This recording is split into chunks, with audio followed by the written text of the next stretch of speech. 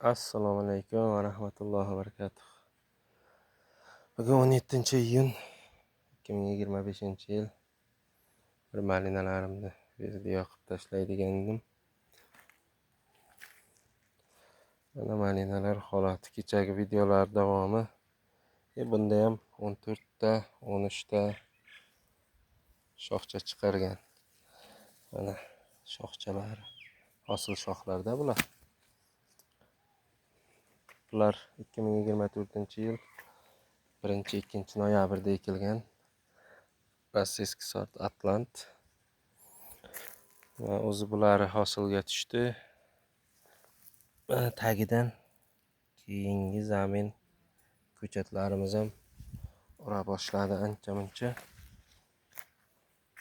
Buni men ko'chat ko'paytirish uchun harakat qilib yotibman. Endi gektar joyga chiqarib ekishga nasib bo'lsa. Mana ko'chatlar. Mana ko'chatlar, mana malinalarimiz, buncha nimalari, g'o'ralari gullayapti ham. Asta-sekinlik bilan alhamdulillah mana tepadan pishishni ham boshlayapti. Mana donalari, kattaliklari va pishganlari ham bor. Mana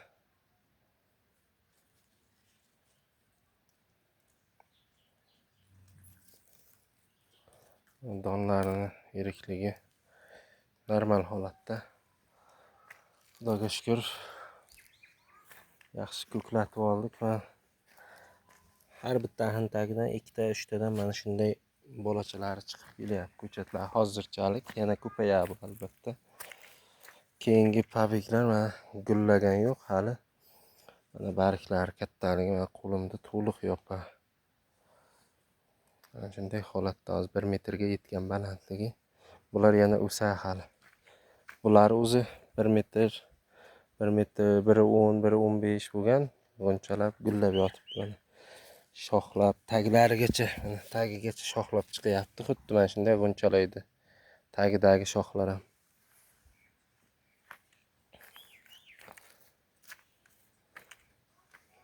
Mana barglar yirikligi. Bular hali bunchalagan ham yo'q mana. O'syapti. Mana bularni bargi mana qo'lim ko'rinadi. Bular o'zi hosilga birinchi chiqqanlari. Hosilga harakat qilyapti. Keyingi nimalar mana qo'limda to'liq yopadi. Mana bu hali maydachagina. Mana barglar holati yomon emas. Juda chiroyli holatda. Mana bu yerda ham pishgan malinalarimiz bor. Xo'p, bunga mana bundaysiga olay.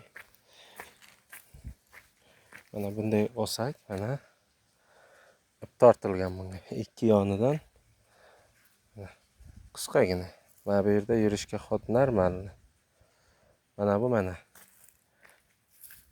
qiyshayib ham turibdi. U yoqqa bu yoqqa hali ustim nimalar qo'yilgan yo'q bunga.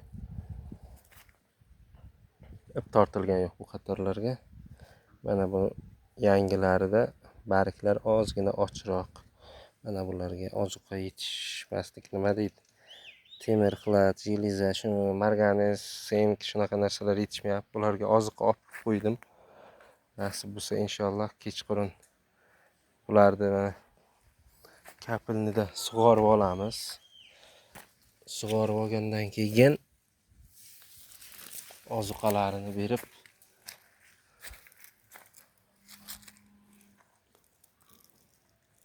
qo'yamiz. Mana hosillar yirikligi, hosilda yirikligi, ta'mi, sifati har tomonlama yaxshi. Rangi ro'yi.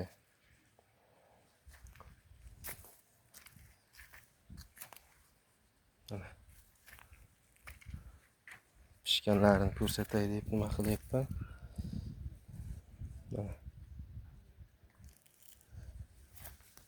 Mana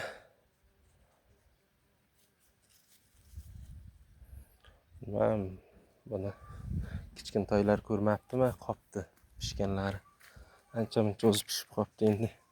Nasib inshaalloh birinchi terim qilib bir terib olsak ham bo'lar ekan.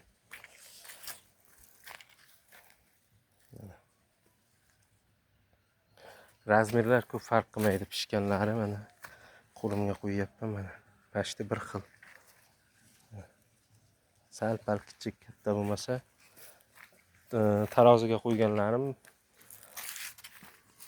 standart to'liq bir xilda 4-5 gram atrofida 4-5. Ha, keyin yana bir narsa aytib o'tay. Xo'sh, mana bu hosil. Tepadan to pastgacha mana. Xudoga shukr, hosildorligi juda yaxshi. Bu Atlant sortini. Tagidan mana barglarni yulib chiqqanmiz. To'liqda hammasini tagidan mana shu yerda 5 ta 6 talab bargini yulib tashlaganmiz. Nima uchun? Xuddi mana bunaqa tagidan chiqayotgan yangi nimalar yaxshi o'sishi, shamol aylanishi yaxshi bo'lishi uchun to'liqda hammasinikini yulib chiqqanmiz. To'liqda. Mana masalan mana shu ham yulingan mana. Tagidagilari o'sishi juda yaxshi mana. Ochilgan, sitka bo'lsa ham baribir quyosh tushadi, mana quyosh tegib turib. Mana xuddi mana shunday qilib mana shunday tortamiz, o'zi sinib ketaveradi.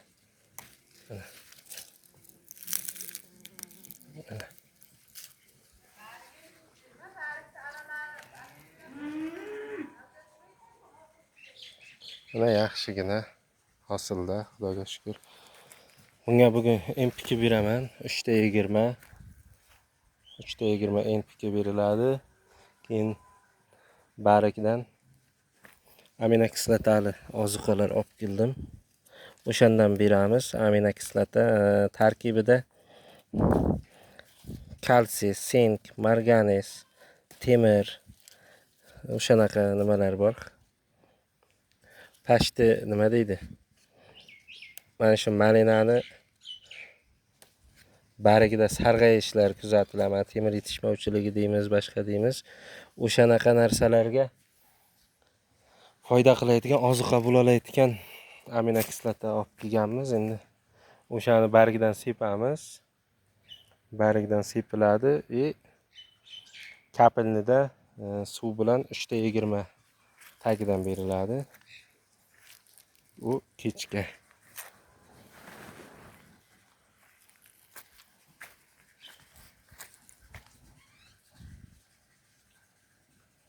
Mana bu kichikroq ekan. Ta'mi shirin, bilmadim boshqalarda Atlant qanday. Menda ko'p nima bo'lgan yo'q. Bu yerda 3 ta mapima bor. Pishganni terib oldim. O'shaning ta'mi juda zo'r ekan. Bunga Atlantga qaraganda ham mapimaning ta'mi o'ta ham yeganda mazza qilayotgan darajasi bor ekan. Qatorlarimiz bu yerda jami 300 ta ko'chat ekilgan. Ko'ramiz, men ikkinchi hosilga ishlamayman. Birinchi shu hosillar o'g'il bo'lmasin, terib olamiz deb turibman. Ikkinchi hosilda shoxlarni ko'ramiz, kesib tashlaymizmi, ko'chat qilishim kerak. Men ko'proq ochiq ildizda ko'chat tayyorlashim kerak. Bunga o'ylanib turibman, nima qilsam ekan deb hali. Mana qatorlarimiz. Mana bu bir dona Zohid akam olib kelgan Golubika. Zohid aka, videoni ko'rsangiz bir nima deysiz? Mana Golubikada nimadir yetishmayapti. Mana shunaqa nima bor. Mana setkani tagida turibdi. Ozgina suvsiz qolgan ekan. To'ydirib suv berdim. Mana.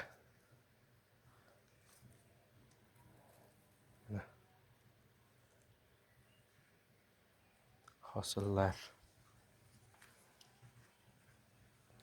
Malinalarimiz xudoga shukr mana shu holatda.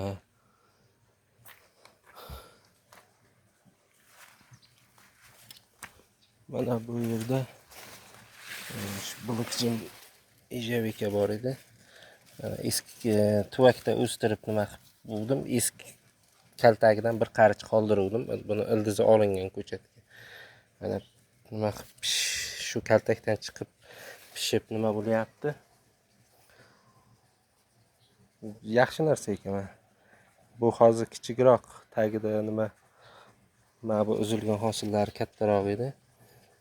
Chunki bunda ildiz hali kichkinada. Bahorda ochiq ildiz egilgan bu. Yopiq ildiz tuvakda.